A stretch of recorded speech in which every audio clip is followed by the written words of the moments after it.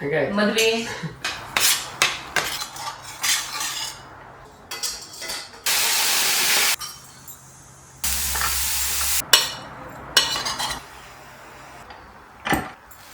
Hello everyone, wishing you all a very happy VaraMahalakshmi Habba. I'm sure you all had a wonderful celebration. When I lived in Bangalore, I got very much fascinated with this festival of worshipping VaraMahalakshmi, who fulfills all your wishes and desires. The way the whole city was lit up with festive spirit, the market filled with fresh flowers and fruits, silk sari showrooms, ladies were filled up buying sarees specifically for this occasion to drape for VaraMahalakshmi. I really couldn't hold myself but start celebrating every year worshipping VaraMahalakshmi. So my take in pleasing the goddess is making a big spread of food to offer that she will love and bless us with all the goodness in life. So I'm planning to make pineapple holige. Sounds super tempting, right? And it's my take of eating a tangy sweet dish is what I can say. I make the dough ready first with 2 cups of plain flour, maida hittu, quarter cup of very fine semolina, pinch of salt, pinch of turmeric powder. I combine the dry ingredients first and then add in half a cup of sesame oil, yellenne. Combine it as much as I can and then I pour in the water. Plain flour maida hittu takes in a lot of water and will absorb more with the time. We want it to be a super soft dough, and once it reaches to this level, cover it up with a wet cloth until I prep all the other things. A good 2 hours rest will make the whole gaze super soft. I bought this crownless pineapple which is in medium size. I got rid of the skin and I chopped them into rough small chunks.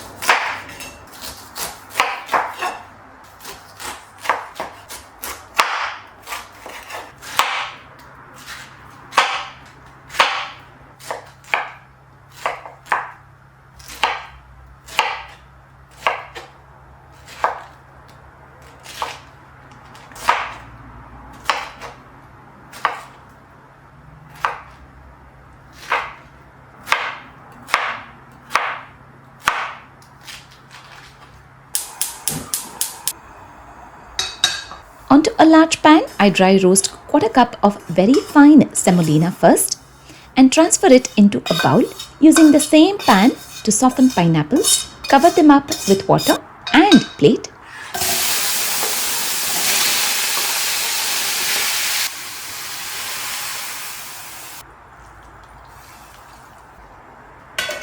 I stir in occasionally every now and then, say around 8 minutes.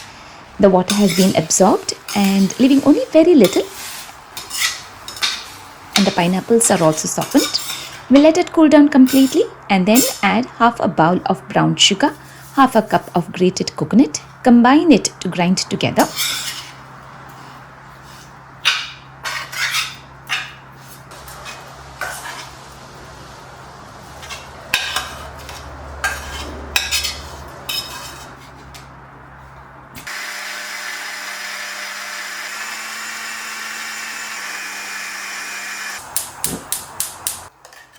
We let the whole of it bubble in well until the stuffing becomes thick. I also add in kesar strands, half a cup of roasted very fine semolina,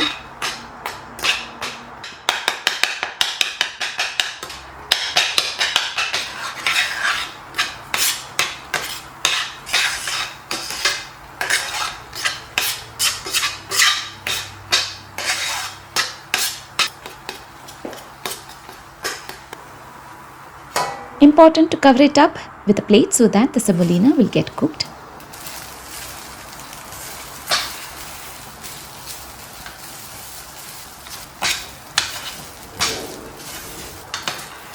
Now as you can see, the whole thing is really nice and thick. I finish it off by adding in 2 tablespoons of ghee, cardamom powder, yelekke pudi,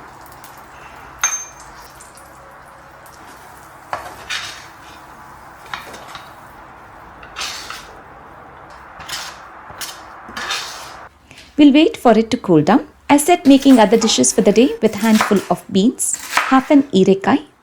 I use the steamer for beans and hierekai.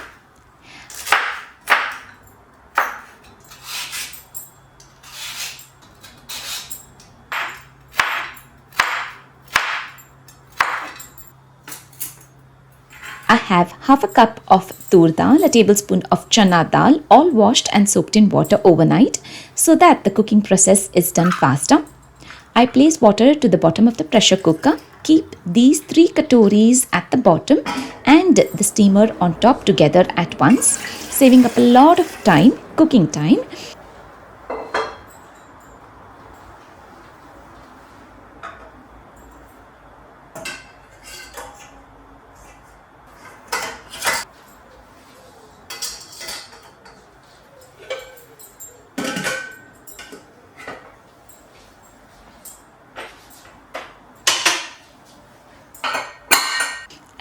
I have a handful of moong dal that I have washed and soaked in water overnight. I drain the water to make kosambari.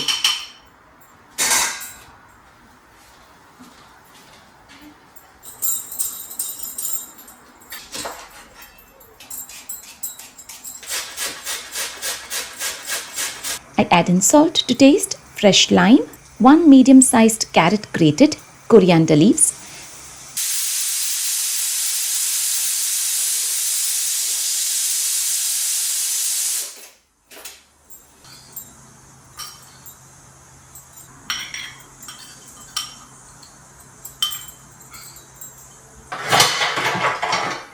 and for vagane, I have a teaspoon of coconut oil, 1/4 teaspoon of mustard seeds, curry leaves and hing.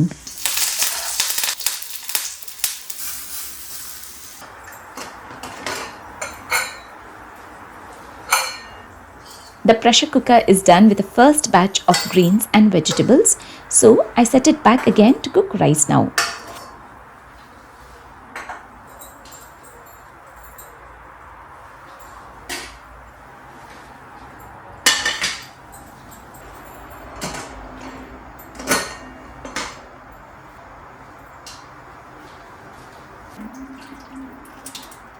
Now to make beans palya with a teaspoon of coconut oil, 1/4 teaspoon of mustard seeds, curry leaves, tablespoon of cooked chana dal,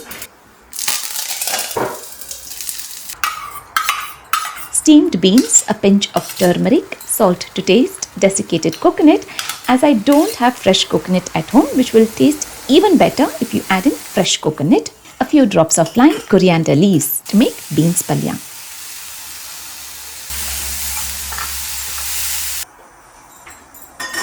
Now to make hirekai sambar with a teaspoon of ghee, mustard seeds, curry leaves, hing, 1 tomato chopped.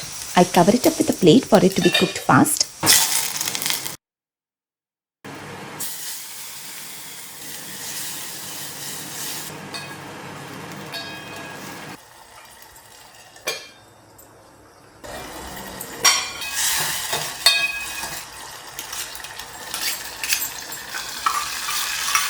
And then add in steamed hirekai, half a cup of cooked tur dal, water, coriander leaves, a teaspoon of Kashmiri red chili powder, a teaspoon of MTR sambar powder, tamarind pulp, salt to taste.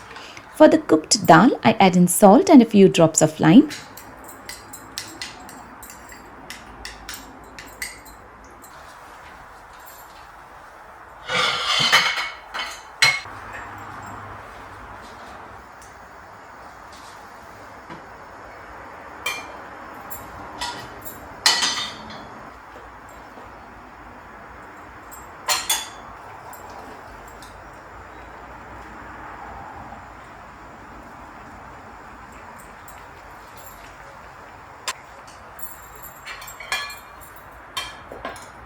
To make a capsicum palya with a tablespoon of oil, a teaspoon of mustard seeds, a few curry leaves, half a capsicum chopped in chunks, making small portions of everything as there are plenty of more dishes for the day. So this will be sufficient. Once they are half done, I add in a splash of water to make it like a curry. Adding in a teaspoon of peanut powder, desiccated coconut, salt to taste, coriander leaves and half a teaspoon of homemade garam masala.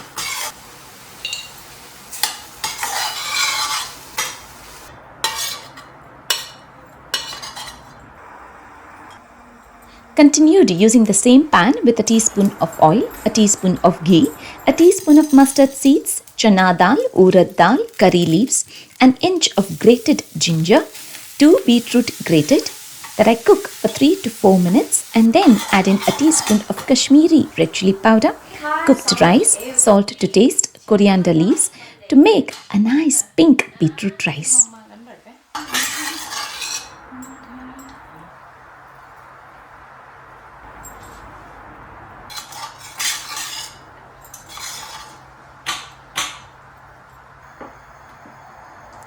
I have my roti pressing machine that comes in super handy, saving up a lot of time in the kitchen. Today I'm going to use it to make puris first and then holiges. I'm using the same dough of holige to make puris as well. If you wish to buy a roti pressing machine, this is the number that you can contact to get one for yourself. The one that I'm using right now is a small dimension roti pressing machine, 9.5 by 9.5 inches. Butter sheets are a must, so make sure to place an order for them as well from the same seller. When you're working all alone in the kitchen, roti pressing machine comes in very helpful that you can easily multitask, pressing and rotating puris, chapatis or holiges on the flame.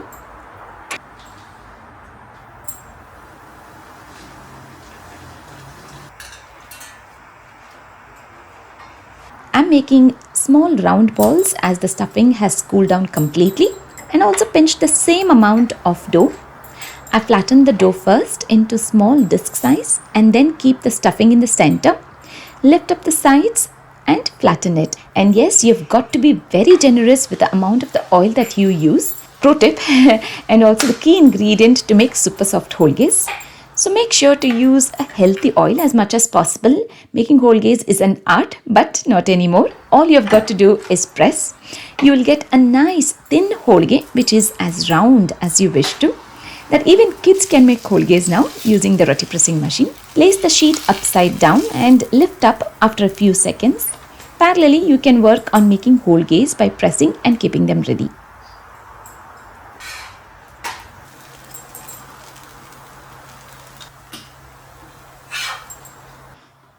Now with the dishes that I had in mind are ready, I use these plates for Naivedya for VaraMahalakshmi Puja.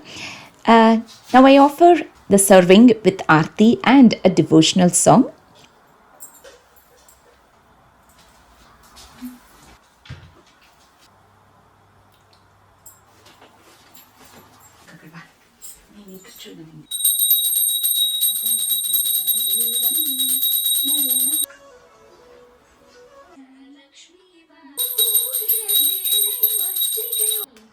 So in today's VaraMahalakshmi food platter, we have carrot kosambari, beans palya, capsicum curry, tave, beetroot rice, plain rice, hirekai sambar, pineapple holige and puris.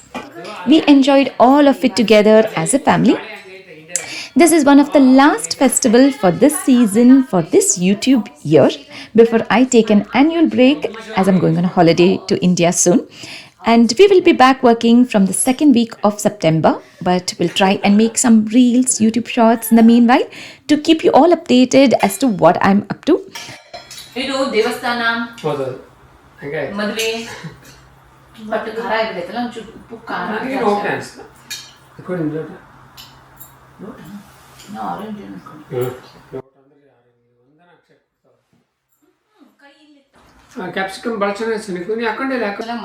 A little break is much needed to come back with new set of ideas to work.